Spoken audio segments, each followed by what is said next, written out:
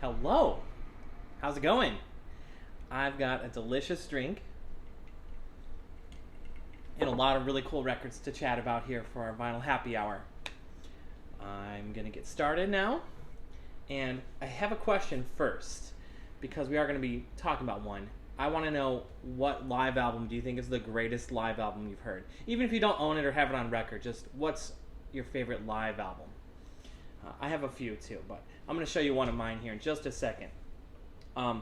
Anyway, I just want to get started and let you know I'm Skylar from Culture Shock Clothing and Records here in Rockford, Illinois. Hopefully you've been checking out our other videos. We've been doing Vinyl Happy Hour every week. This is episode 14 right now. If you aren't able to check out our live ones, we're doing them on Facebook and Instagram every Thursday night or Thursday evening.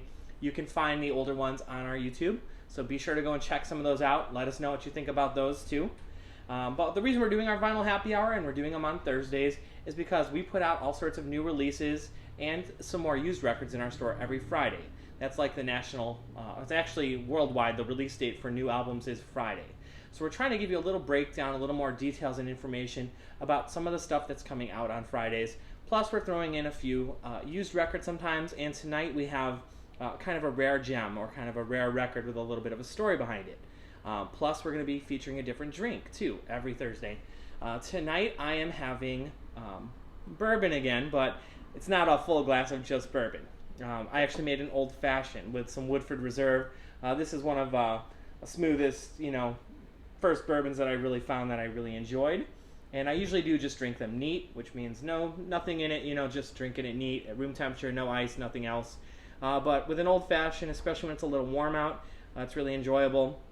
An old fashioned is typically made with a couple parts bourbon, and it's muddled with a sugar or a syrup, and of course over ice, and then topped off with a little citrus or an orange peel. But instead of doing all that fancy jazz for my cocktail, our cousin's wife actually has a family secret recipe. It's repurposed in an old wine bottle. They have their secret home recipe, their family recipe for an old-fashioned mix. Makes it really nice and sweet. And then I topped it off with some Diet Sprite, actually. Probably got enough calories in this sweet old-fashioned mix. But it makes for a very tasty cocktail, especially in a summer afternoon. All right, I got my first record up here that we're going to talk about tonight. This is a new record. It wouldn't be a new release, I would say. This is actually the 10th anniversary from the band Earth. Obviously, the artwork is a great one, too. That always helps make for a great record. This is the Bees Made Honey and the Lion's Skull. They are a Portland area band. Actually, they started in very early 90s, maybe even 1990. It's a drone band. A lot of people say drone or stoner rock or whatever, but they have so much hidden strength in their music. They have really long, epic songs, no vocals, it's all instrumental, but things really build upon just a couple of notes. Really nice, long, epic tracks.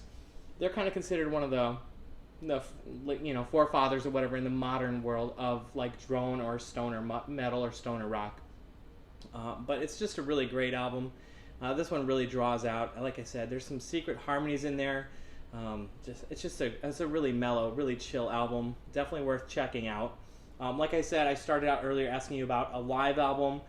There's a lot of live albums out there. A lot of people will probably think of more classic rock and things like that, but a lot of new bands are doing live albums. And there's a really cool series from Third Man Records. They've had so many bands. I think they've had over 100 bands now do a live series. Third Man Records in Nashville, of course. Jack White from the White Stripes. A lot of people know it's his record label. They're affiliated with that.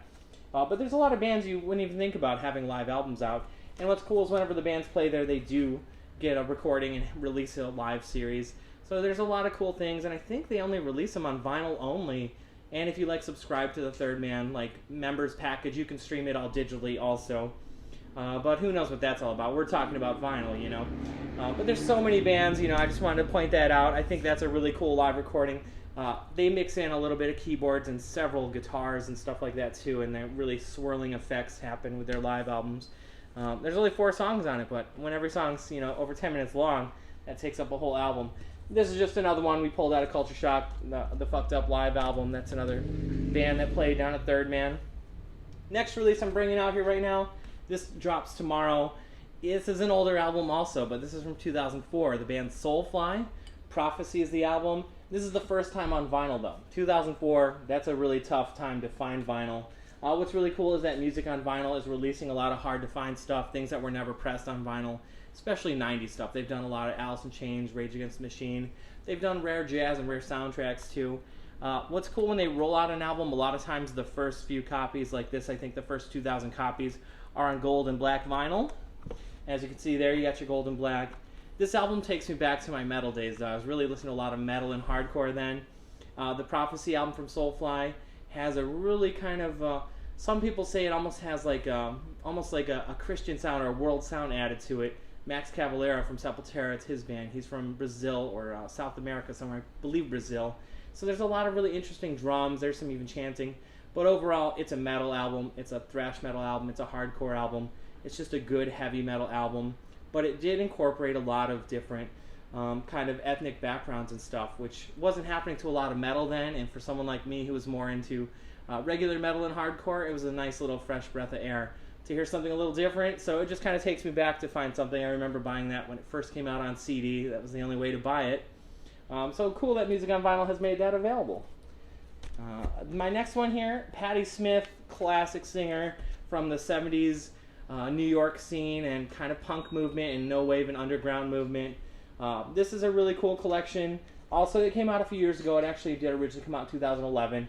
Most of these songs are going to be from 70s and 80s. It's kind of like a career-spanning double LP set of Patti Smith's music.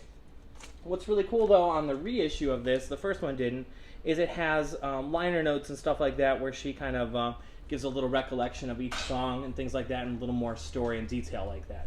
So if you like to dig deep and get the details on songs and things like that, even if you already have her other albums, this is a really cool collector's piece, and you can hear her music in a different order, kind of as a career collection.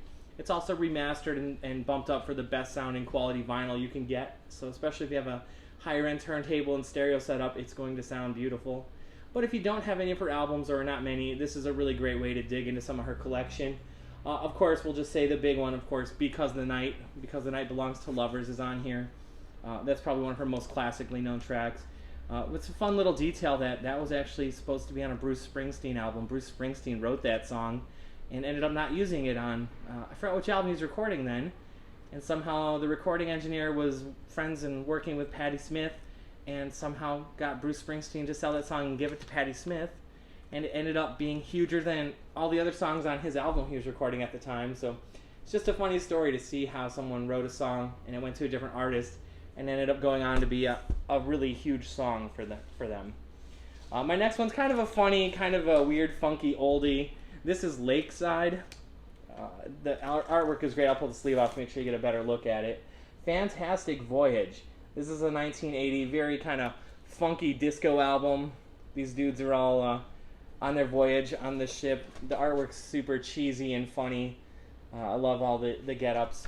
But what's the interesting thing about this is a lot of you, if you heard the song, especially the title track, Fantastic Voyage, you're going to recognize right away. It's exclusively sampled throughout that Coolio song, Fantastic Voyage, you know, come along and ride on a fantastic voyage.